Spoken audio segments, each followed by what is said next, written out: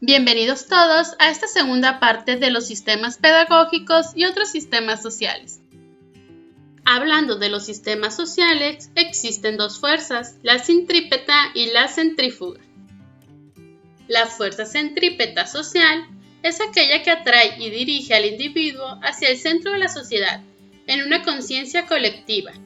Este tipo de sociedad integra al individuo como parte de un todo, donde debe permanecer en igualdad de pensamiento que los demás, teniendo el mismo lineamiento ético y moral que los otros, siendo aquellos que se salgan de esta normativa vistos como inmorales y rechazados por el resto.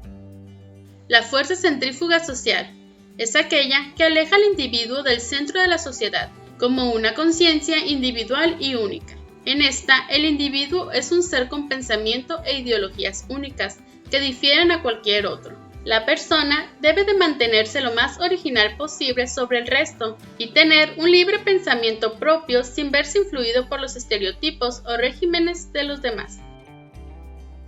Estos dos tipos de fuerzas influyen en la escuela, ya que en palabras de Henry Bergson, la escuela es una película sólida, fría, condensada, que recubre las capas más profundas y espontáneas de la vida social, como un vestido que puede estar más o menos adaptado al cuerpo que lo cubre. Dentro de esta sociedad escolar también intervienen tres factores importantes. La relación de tensión entre lo organizado y lo espontáneo. Dentro del organizado tenemos a las escuelas y sistemas escolares, y lo espontáneo es el proceso y movimiento social en constante transformación del mundo. Las conexiones entre estructuras escolares y las estructuras de sociedad global. La escuela debe adaptarse al tiempo social en el que se vive en el momento. Cuando un evento impacta dentro de la sociedad, también influye en la sociedad educativa. Las guerras, los cambios políticos, sociales y culturales, así como catástrofes naturales o causadas por el hombre, generan modificaciones en el sistema educativo. Un ejemplo claro es el momento en el que estamos viviendo en la actualidad. Las clases que antes eran presenciales, agrupando al estudiante dentro del aula, ahora son virtuales. Se adaptó la escuela a la situación, dando un salto al futuro que se impuso sin esperarse, ya que si bien desde hace años se han integrado las TICs, las cuales son tecnologías de la información y la comunicación, a la educación de manera paulatina, no se esperaba una transformación virtual como la de hoy en día hasta dentro de muchos años más. Esto ha dejado en evidencia la falta de preparación de muchas escuelas, de las plataformas digitales o espacios virtuales, de la actualización del docente y de sus habilidades dentro de estas áreas, así como también de la falta de recursos de los alumnos y la sociedad en general. Las exigencias que la sociedad impone a la escuela y las influencias que ésta puede tener en el desarrollo de la sociedad en las relaciones sociales. Las escuelas también deben cumplir con los estándares establecidos o esperados por la sociedad, la cual busca en su mayoría que de las escuelas egresen individuos activos y que sean productivos, los cuales posteriormente aportarán al desarrollo o al estancamiento de la sociedad misma, dependiendo de su formación al momento de egresar. La escuela y el cuerpo docente surgen como parte de la organización social.